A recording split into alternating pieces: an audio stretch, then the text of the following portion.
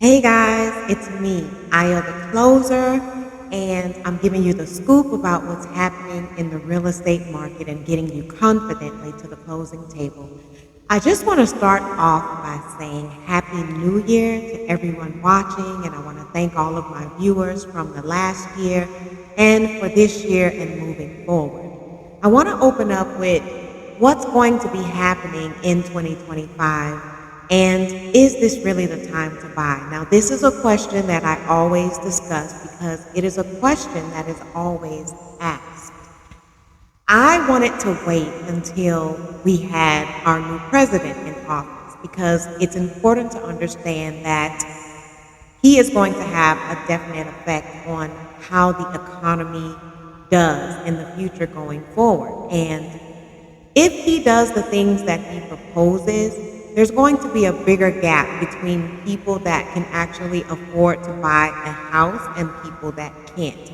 So what I would say right now is if you have not saved up, if you don't have your income together, if you don't have your credit together, now will be a time to just wait and try to work on those things and watch what's happening in the market. Watch and see what's going to happen with inflation, if that's going to happen this year, if there's going to be any price changes with the Fed. And you want to watch the consumer price index because that will be a good indicator of how things are going to go. I can't honestly say that if you're waiting for prices to drop, that's not going to happen. If you're looking to see a change in the housing market based on what was occurring in the past when COVID was around, that's not going to happen. So you need another strategy. You don't want to try to wait to see prices dropping. You don't want to try to wait for interest rates to drop. You need to go ahead and start saving, and you need to start working on a way to increase your income if you're not making what you need to make. Right now, a starter home is $450,000, maybe even $500,000. There's no more $250,000 starter homes unless you get a resale property that is owned by a baby boomer. And that's going to be someone who, maybe in the elderly stages of their life and they're looking to relocate or downsize, then you may look up on a property like that in that price range. But for the most part, you better be prepared to pay $450,000 to $500,000 for a new home or a starter home. New construction can be a way to go right now. There are a lot of incentives, and new construction builders have always given incentives when it comes to purchasing a new construction home. And they're trying to do things just to offset what may be happening with the interest rates right now. So they're offering help with closing costs. They're offering other incentives within the home, upgrades and different types of credits that would make you want to go ahead and purchase a new construction home. But what they aren't doing is lowering the price of homes. So right now, the interest rates for FHA are right at 6.54%. VA loans are at the same percentage, 6.54, 6.55. And conventional is right at 7.1. So that's where the interest rates are probably going to be. And as I said, they may go down a little bit, but don't count on them getting back down to 3% or 4%. That is not going to happen. You're going to have another strategy. And today, I want to just talk about a deed and what happens when you actually purchase a home. So the first thing would be to understand what a deed is. And a deed is actually a legal document that is used in real estate transactions, or it could be termed as a legal contract in real estate transactions, which transfers ownership or adds ownership. When you purchase a home, the seller has to transfer that ownership to the buyer. So it's done via a deed, which is filed at the courthouse. Once that deed has been filed, it becomes public knowledge that you, the buyer, owns that property in fee simple, and that is basically the tenancy that is the norm for ownership.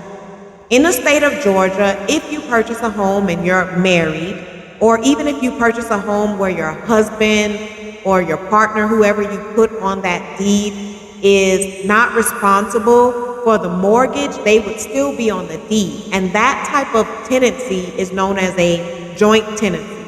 For most married couples, that tenancy is known as a joint tenancy of survivorship in the state of Georgia. And what that means is that if someone should pass away, a husband or a wife, then that is a special type of deed where all you need to do is go down to the courthouse and file an affidavit, and then that ownership can be transferred to the survivor, meaning the husband or the wife, whoever is the one that is living.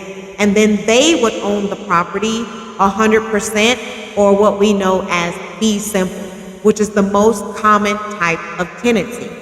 Now, I want to go into something that has become a little bit popular and people seem to think that it is the way to go.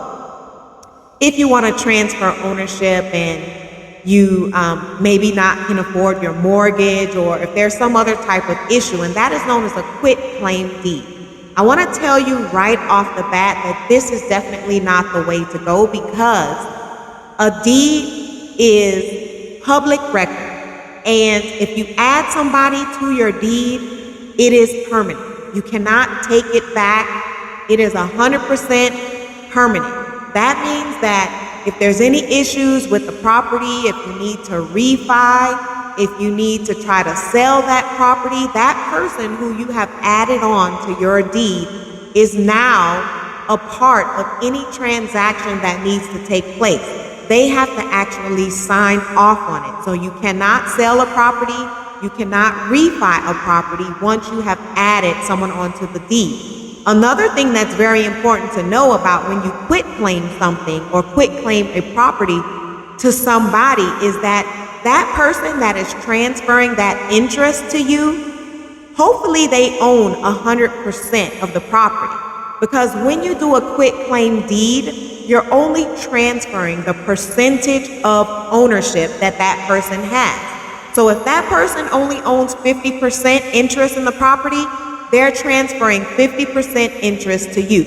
If they have no interest in the property, they are transferring no interest to you. And that can happen. Sometimes people are added on to deeds and they have no ownership interest, and they feel like they can transfer it to someone else. But if they do the quitclaim deed and they have no percentage of ownership, they can't transfer ownership to you. So that is another thing that is very important to understand about quitclaiming. The other thing is when you quitclaim a deed to someone or quitclaim a property to someone, the person who was originally placed on that mortgage is the one who is financially responsible. So even though you're quitclaiming your interest to someone in your family or to someone who may be trying to help you to catch up on your mortgage, that person is not financially responsible for that property. They are not on the mortgage, but you are. And that brings me to the next important thing.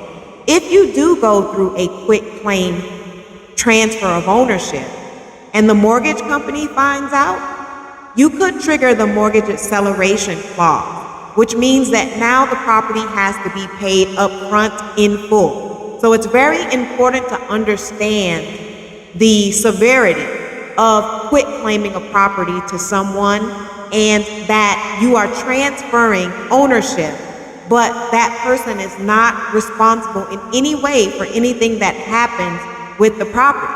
Now, for the person that's actually being quitclaimed to, you also need to understand the severity of a quitclaim deed transfer, because if the property is behind in taxes, if the property is going through foreclosure, that is now your problem. You will be notified if the property is in foreclosure.